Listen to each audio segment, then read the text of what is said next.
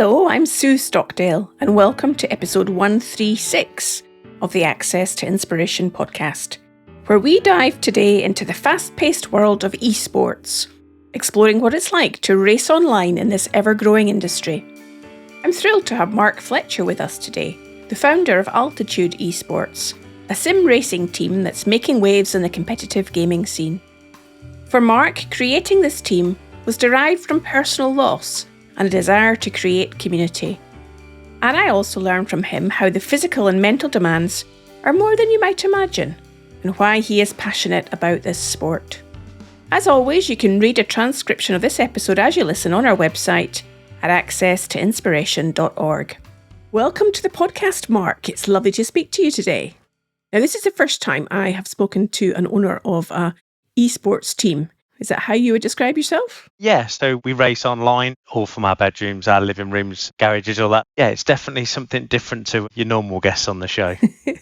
Well, what was the impetus to get this started? Have you always had a passion for racing? Yes, my dad used to race himself. He used to race Formula Fords back when I was really small. He then went into sidecar racing. Anybody who knows what that is knows that they're a pretty mental bunch. You look at a sidecar and think, I wouldn't want to be on the back of it or inside it. So it's fantastic that Dad did that, and he made a lifelong friend in a guy called Paul Langley.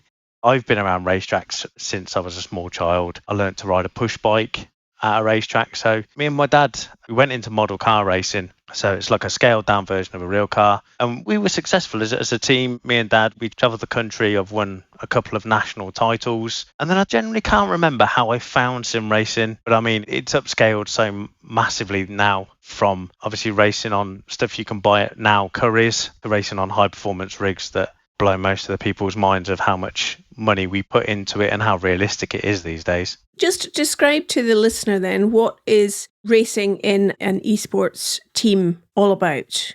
There's a couple of ways you can get into esports. Obviously, you can go down to Currys these days and buy a wheel and pedal set for like £150. You can race in the same races that we're in. You can race on different games, different simulators as they call them. Now, there's a massive community around sim racing. There's a huge social media presence about it. I think COVID helped that. It's all about racing at your own budget. You don't have to have a race car, but you can have a virtual race car that when you crash, you just press escape. Which is a little bit less expensive than putting a proper car, physical car, repaired if you hit something. Yes, exactly. Yeah, and I don't hurt. I don't hurt after I've had a crash. So I'm imagining that whether you're doing real life racing on a racetrack or you're doing sim racing, the competitiveness and people that like to be competitive is a key part of what it's all about. Would you say you're quite competitive, Mark? Yes, we're a good esports team. We have drivers that race alongside Max Verstappen most weekends. They're racing against the best guys in the world. Believe it or not, they're paid professionals. They earn more than I do in my day job racing on a simulator. They're contracted. They have to a certain amount of hours in the sim every week, participate in leagues. They have to develop the car, develop the setup, exactly how the guys would do real racing. We just get unlimited track time in a sense. But yeah, we're competing in the World Championships at the minute. And I think qualifying for 48 cars was split by just over a second. Oh my goodness, that sounds really competitive there. Now, when you say we, who's the we? Altitude Esports is the team name. There's a big backstory behind that I'm sure we're going to go into. But at the minute, I think there's 22 drivers across 5 different countries, all walks of life. I've got real racers who race in karts mostly. There's a couple that race in karts. Got a United States FIA Formula 4 driver. Obviously, in the back end of that, we've got real life race engineers, because we have to work out the same in the real world. We have to work out fuel. We have to work out setups. I have a guy called Brian Loynes, who is my race engineer. He's a maths teacher. Fantastic. He works out all my fuel. He races his own cars as well, but for the big races, he's my mechanic. He's like my Bono for Lewis Hamilton. You know, all those sort of people. We have exactly the same infrastructure as you would for a real race team. Now, I can imagine the listener listening to what you're saying, Mark, and thinking, oh, it doesn't sound that difficult. You're just sitting there turning a wheel and pressing some pedals. You're not exuding any energy like you would do on a real racetrack. But I don't think it is quite like that, is it? No, it's a different type of physical and mental game. Unless you're at the high end of racing, you'll probably do between 25 and 30 minute races. Potentially in the GT cars, they'll do like 40 minutes an hour. when we do endurance racing, there's a chance that we'll be in the car for 3 to 4 hours. Our sort of systems, they're what's called direct drive wheels. So a computer gives us feedback to the wheels. To put it in perspective, if you had a crash and the force feedback was turned up, is strong enough to break fingers. Like, you have to let go of the wheel if you have an accident, because obviously we don't get the feedback from below the car. We get it just in our hands. So it's kind of enhanced. So we have to enhance those feelings of what we feel through our hands. Obviously, we don't get any feedback through the pedals. Obviously, state-of-the-art headphones is what we need to listen to what the car's doing. Regarding pedals and stuff, I have, and a lot of the guys have, hydraulic pedals. So they're exactly the same pedals as what are in real race cars. Obviously, they're all USB to sort of connect to the computers, but we get the exact same feels as what everybody does in a real car. Sounds like it's very authentic. And as you say, as close to being in a real car as it can be, even though you're sitting in your bedroom or whatever else you might be doing this. So to give me a sense of where things went from. You were on racetracks with your dad, learning there, then getting into trying out sim racing for yourself. How did you move from realising you enjoyed that to then deciding to become an owner of a team? I started sim racing back in like 2003 on a different game platform. iRacing got released in 2009. It was going to be this big thing that everybody would go to, all the professionals would use it as training aids. Obviously, we now know that that's exactly what they do, exactly why they use it. And then around sort of 2018, I went, it's getting serious now. You know, it's starting to come to the forefront of people's sort of hearing more about sim racing. It's becoming more of a household thing. Oh, yeah, you've got a simulator. I then signed for a couple of big teams, not as a paid driver as we call it in the real world. And then come 2020, life kind of got turned absolutely upside down. But mum got diagnosed with cancer. I'm a self-confessed mummy's boy. I needed a way to remember her. I needed a way to take myself away from what was going on in life. And obviously around that time there was COVID. So it was a really stressful time and it was hard. Being an only child as well, it depended a lot around people I lived with and stuff. So it was a group of friends. We kind of realised that, you know, COVID was going to be hard. We didn't know how long it was going to be. There was, I'd say, 5 founding members of Altitude. So there's obviously myself, my then partner Kirsty, a lad called Luke, who is one of the race mechanics, and then Jason, who is a guy from the States. We kind of did it because Luke lived alone, worked alone. It was a way for him to speak to his friends and have a meaning to come online. It was so much uncertainty about COVID. And again, Ash lived at home, worked alone. And obviously then there was me trying to deal with the fact that mum was terminally ill.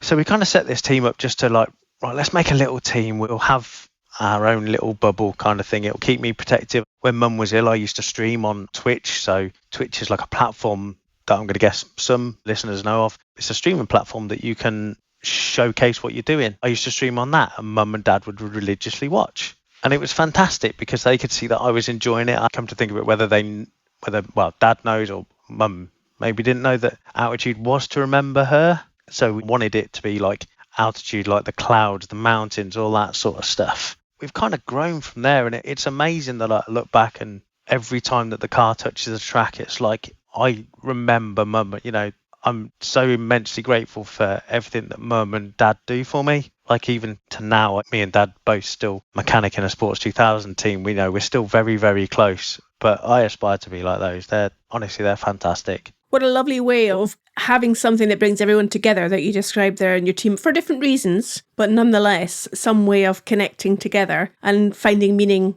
from racing together as a team. Yeah, exactly. We all had the same sort of idea of we all wanted to race. And then, it was just one day, I've got no idea where it came from. I can't remember, but it was just like, let's make a team. Let's make a unit. Let's come together in COVID. And then come July, when mum passed away, I was like, right, this isn't a joke anymore. This has to succeed. With that motivation that you have to make it succeed, have you then recruited other drivers since? And if so, how do you select them? Yeah, so it's actually quite a little funny thing. There was always a thing in the team that if you could out-qualify me in a race, I would get you to join Altitude. So one of my now good friends, Tom, sounds pretty silly, who I've met a couple of times, who's raced for me for nearly now 4 years. Yeah, out-qualified me in a race. Next thing you know, I approached him and said, hey, come and join my fake racing team. And we've just grown. We're bringing on the right people. There's people in the team who are soul racers. They love and breathe racing, the same as all of us. They've all got engineering degrees. They're karters. But then I was realizing that we were missing out massively on social media. So one of the guys in the team expressed an interest to learn how to do all the social media. I was like, well, away you go. Have a free go at this. We don't have an audience to start with. Have at it. And now he is the social media guy. He's known as the social media guy. He does all of our social medias. We're on everything. It's fantastic that somebody else comes in, believes in the journey and comes with us. And it sounds like you're creating that platform for people to be able to do that. And I love what you say about if people are better than you, then you can potentially sign them to the team. There are often leaders in teams, whether they're in sim racing or not, that find it threatening to have people that are better than them. I'm sensing that you thrive on that you want people to be better than you, and then it takes everybody up. Yeah, for sure. It was arrogant to say, but it's how it was. It was one of those funny things. We're a good team at the minute. We've got people within the sort of top 1,000 rankings of the game, and there's thousands and thousands. I think there was almost 500,000 people registered, and I think there's 4 of us now that sit in that top 1,000. Any publicity that the team gets is all centered back to why we started, and they know that. It brings meaning to more than just racing in the competition. There's a bigger meaning to it for you. Yeah, exactly. I think sometimes you have to step back a bit from it's all serious, and it's very competitive. We put a lot of time, we put a lot of effort in, but everybody's lost somebody extremely close to them. If they haven't, it's a fact of life, it will happen. But sometimes I think you've got to come back to the start, if that makes sense. It does. And whether it be racing, whether it be whatever, find your way to remember these people, remember to make them still part of your life every day. That's lovely how you're describing it, Mark. I'm imagining that you have a full-time job, day job, and to help the listener to understand what your life is like, I'm imagining it as you've got this day job, then you get to come home, and then it's kind of like spending a period of time every evening practicing, doing races, engaging with the team and so on. What actually happens? It's pretty close and it's pretty hectic. So yeah, my day job, I'm a external account manager for an IT company. Come to us with IT, like so they need new PCs, we'll go out and spec them, we'll go out and put them all in and stuff like that. So yeah, that's 8:30 till 5:30. 5 o'clock on a Friday, I got a half an hour off. Yeah, so at the minute, obviously we're participating in many leagues. I come home, I rush tea as quick as I can, try and eat as healthily as I can. And then we're always talking on our phones, on a platform called Discord. It's like a forum that we all use. We post setups in. Obviously the time difference helps between the guys in America, the guys in Turkey, wherever they are. And then, yeah, so for the World Championships, we will potentially put between 8 and 10 hours of practicing a week before an event. We can simulate in the sim everything that the real world will throw at you. So if the race is at night, we can test in the night, we can test in the day, morning, afternoon. We can cycle through the sort of day. They've recently released rain, so adds another aspect to it. So not only have you got to contend with the dry track, you then have to contend with a wet track, which two completely different sort of ball games. But yeah, the guys put in a lot of effort and I'm eternally grateful for what they do. It's amazing. So you're sharing the data together, you're learning together how to get the best out of the car, I imagine, and have the right setup for any particular track and race. Well, I hope you were enjoying what Mark has to say. And whilst this podcast is free to listen to, it's not free to make. We are a not-for-profit podcast, so if you'd like to support us, then take a moment to click on the Buy Me a Coffee link on the show notes to make a small donation, and we can enjoy a cup of coffee when producing the next episode. Your support really encourages us to continue producing quality audio content for our listeners. Now back to speaking to Mark. When it then comes to the actual race, you said it can be hours at a time. How do you manage to retain your level of concentration for a long period of time? Very tough with ADHD, very tough. But you have the same outcome as a real race car. Like if you have a crash, you can't continue. It's not like you hit the wall and you just bounce off it. So there is a kind of danger element, in a weird way of saying it, that I'm still in my living room. I'm not going to get hurt, luckily. When we're racing, we're fully focused on what we're doing. It's difficult. We just kind of zone into our own little zones, really, I think. We're all talking to each other over the radios and sharing driver tips, driver developments. Not everybody's at the same level. So you can speak to your teammates while you're competing in the car, in the race? Yes, yeah. So we run live tactics. We've got, obviously, Brian, my engineer, will go in and speak to James. So they'll go in and speak to James, ask what he's doing in the pit stop, and then he'll come back to me and go, right, well, James is doing this. We should try this. So I'm never a believer in team orders because the series that we race in are broadcasted live on YouTube. I mean, there's upwards of maybe 2,500 people watching these. I always feel that if you do team orders, it kind of dumbs down the sort of racing a bit, and it looks a bit silly from my point. So I just tell my boys, just don't crash into each other. Race as hard as you want, just don't take each other out. That sounds like a very pragmatic approach to it all. What's been your greatest success so far then, Mark? What are you most proud of? Mine personally was second in the World Championships back in 2019, I think it was. We call them special events. Your Daytona 24 hours, your Spa 24 hours. We replicate them in the simulator maybe the week before. There's up to and above sort of 10,000 racers, 6,500 teams that participate in these events. We did Spa 24 hours a couple of weeks ago, and there was nearly 10,000 active people racing. And we've won many of those in our own little splits.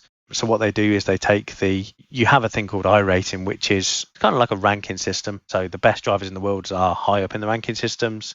And what they do, they put the top X amount into a race and then sort of filter their way down. And we now, as a team, make the highest split that you can. So like I said, we're racing against the Verstappens and, all of that. And for our boys to take on the people that are full-time, it's fantastic to see. And just getting our name out there makes it easier to talk to people about sim racing. And given that you and the team are achieving a level of success, what's your ambition for the team in the future?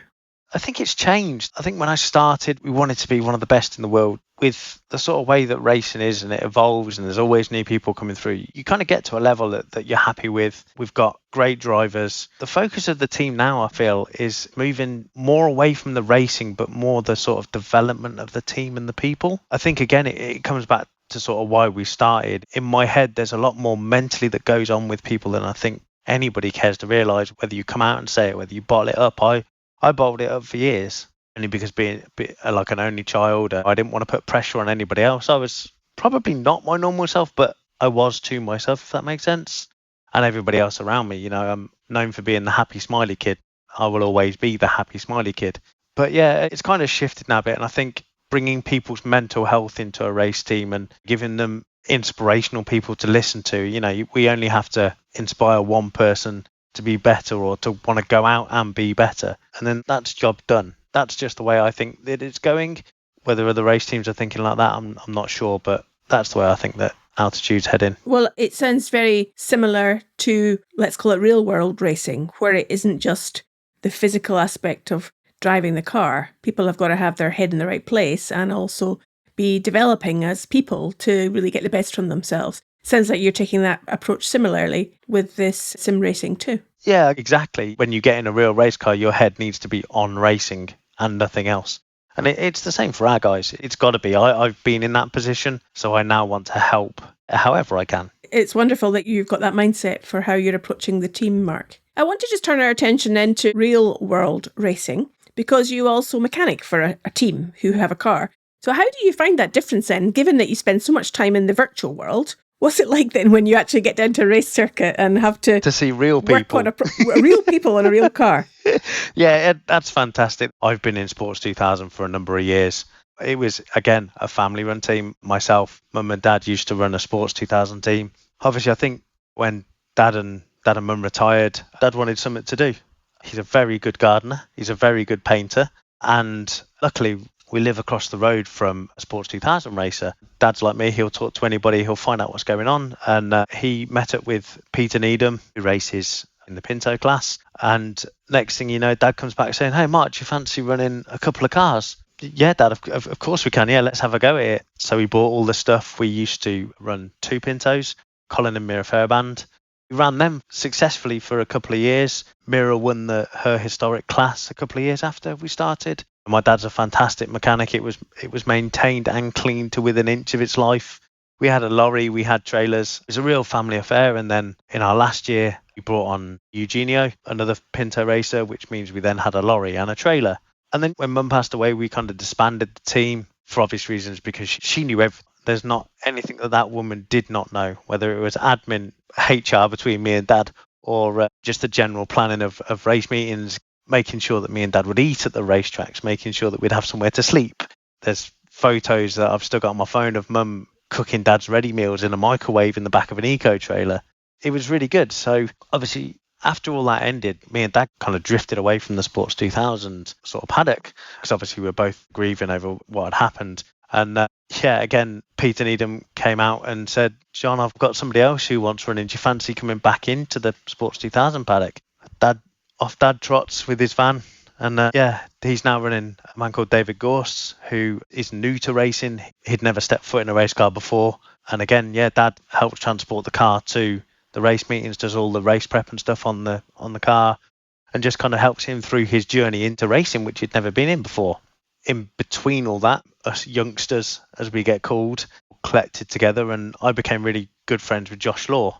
I remember the first time that I'd met Ian and Pete, one of the other mechanics, and obviously the boys, were at Alton Park, and Pete was actually racing an MX-5 in a different race series, but at Alton as well. And I'd seen this MX-5 come flying through the first corner, sideways and everything. And I was like, he's an absolute madman. So I went over to Josh and said, Josh, did you see that madman come through the first corner at Alton Park? As this MX-5 pulls up and Pete jumps out. And I was like, it was you. So we got talking, and it ended up, again, I don't know how, I just became part of the Law family, we'll call them. The team's fantastic. They're like a second family to me. We go to the races together. Ian is famous for his barbecues. There is not a better barbecuer in the country than Ian Law. Me and Josh have become really, really good friends. What I'm taking away from what you're saying, Mark, in our conversation so far, is this common theme that keeps running through having a sense of family and a sense of purpose, and your pragmatism, your willingness to roll up your sleeves and get stuff done, seems to me to be really a common thread between what you're doing in the virtual world and what you're doing in the racetrack, in the real world. Would you agree?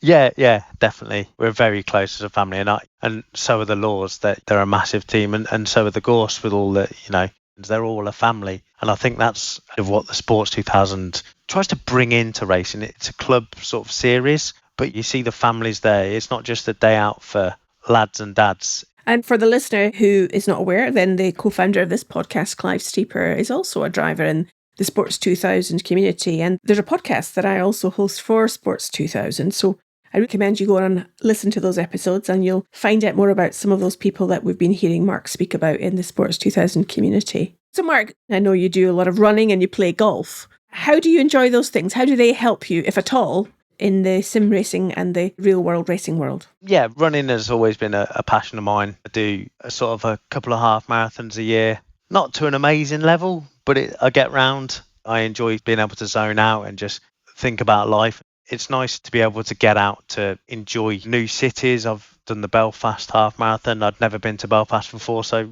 in my brain went run round it. It's like a red top bus tour, isn't it? But on my feet, it's exploring new places like that. Golf's a new hobby to me. Yeah, and it all comes back to, like you say, family.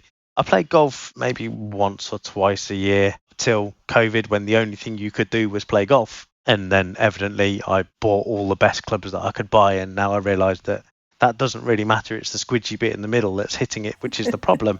I was on the golf course when Dad phoned me and told me that Mum had passed. Well, now I can't stop. There's no physical way that I can stop playing golf. Granted, I've never been back to the course where it happened, and I can tell you exactly where it was. In my head now, I associate that sport with Mum, and I play in a fantastic society. The society is called Nice and Slicey, which is a standard thing that happens to any golfer. But there's 40 of us-ish that all went to school together, and we've all just kind of found the love of golf, and James, the founder and owner of the society, puts in a huge amount of effort. But again, it's just seeing everybody. It's the family. It's the connection to play around the golf and just spoil a good walk, as a lot of people say. So finally, Mark, if you were offering some tips of advice to any listener that's intrigued by what you're saying, maybe hasn't come across sim racing before, what would you do to encourage them to learn more about it or to experiment? I think there's a lot of places now, a lot of pop-up places that are sort of coming up. It's always fun having a go at these things.